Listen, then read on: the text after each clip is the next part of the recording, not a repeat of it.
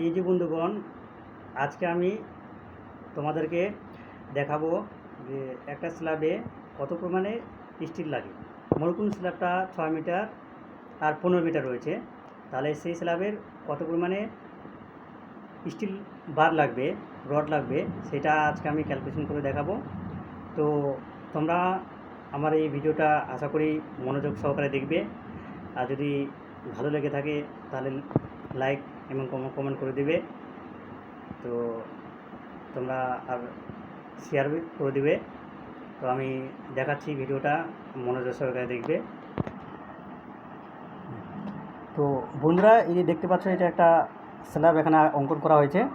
তো স্ল্যাবটার এদিকে হলো 6 মিটার, এদিকে হলো 15 মিটার। তো এদিকে এগুলো দেখতে পাচ্ছ, এগুলো হলো বার।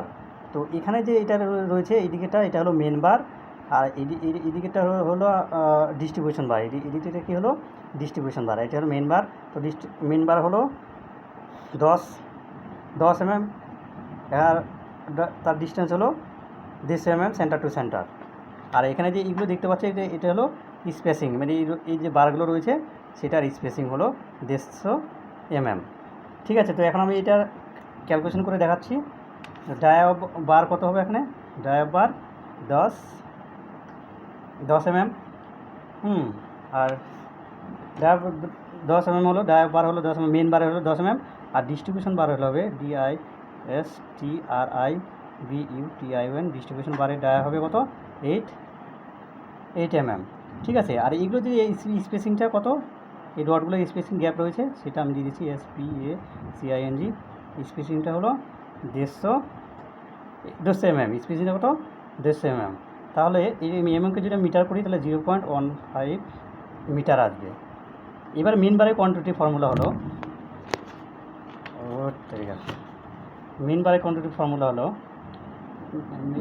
মেন বার কোয়ান্টিটি UANTITY। মেন বারের কোয়ান্টিটি হলো, আমি এখানে লিখবো L/SPACING, স্পেসিং প্লাস 1। এটা একটা ফর্মুলা, এই ফর্মুলাটা মনে রাখতে হবে। তাহলে এলটা আমার কত? এলটা আমার গেল 15। এদিকে যে রয়েছে মেন বারের, এটা 15 দিয়ে দেবো। 15 ইন্টু স্পেসিং। স্পেসিংটা হলো, এটা এখানে 150 mm ছিল, এটাকে আমরা মিটার করতে গেলে 0.1 mm আসবে। প্লাস এটাকে যখন আমরা ক্যালকুলেশন করব, তাহলে ক্যালকুলেটারটা দিয়ে দেখছি কত হচ্ছে ক্যালকুলেশনটা করে। ক্যালকুলেশনটা করে দিই একটা, কত আছে?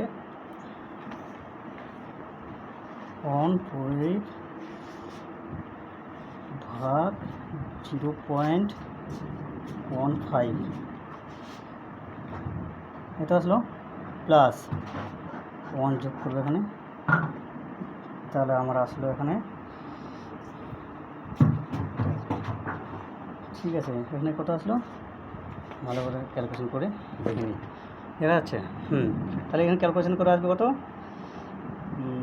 0 and নোস, মানে 101 নম্বর আসবে। এবার ডিস্ট্রিবিউশন বার, এটা আমার আসলো মেন বারের। এবার ডিস্ট্রিবিউশন বার হবে DISTRUBUTION। ডিস্ট্রিবিউশন বার হবে কত? একই ফর্মুলা, L/SPACING, স্পেসিং প্লাস 1 দিলে এখানে এটা কত আসবে? এদিকে 6 মিটার বসবে, 6/0.1 প্লাস 1, এটা করলে আমার আসবে এখানে 41 নম্বর। তাহলে আমার ডিস্ট্রিবিউশন বার কতগুলো বিছাতে হবে? এখানে 41 নম্বরটা বিছাতে হবে। এবার স্টিলের ওয়েট আমি বের করবো, যে মেন বারের স্টিলের ওয়েট কত হয়। STEEL স্টিল ওয়েট মেন বার, MAIN, মেন বার। এই ফর্মুলা হলো D²/162 ইন্টু L। তাহলে আমি বসাচ্ছি D², মানে মেন বারের ডায়া কত? 10, তাহলে 10 বসালাম, 162 ইন্টু L মানে লেন্থটা এখানে হবে কত? 6 আসবে। তারা আসবে এখানে ক্যালকুলেশন করে আসবে 3.70 কেজি। ঠিক আছে, এটা একটা বারে আসলো, একটা বারে। এবার আমরা কতগুলো বার হয়েছে? 101টা। তাহলে 101টা ওজন কত হবে? তাহলে এই সময় 101 গুণ করে দেবো, 3.70 কেজি ইন্টু 101, যদি এটা গুণ করি আসবে 374 কেজি। এটা একটা হলো স্টিল মেন বার, আর একটা হলো steel distribution bar. Steel STWL steel weight of distribution বার,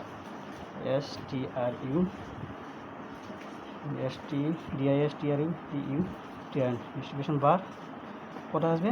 একই ফর্মুলা, ডায়া কত হবে 8, আগেরটা ছিল 10, তাহলে 8 ইন্টু 162 স্কোয়ার করেছিলাম ইন্টু 15, তাহলে 5.92 কেজি।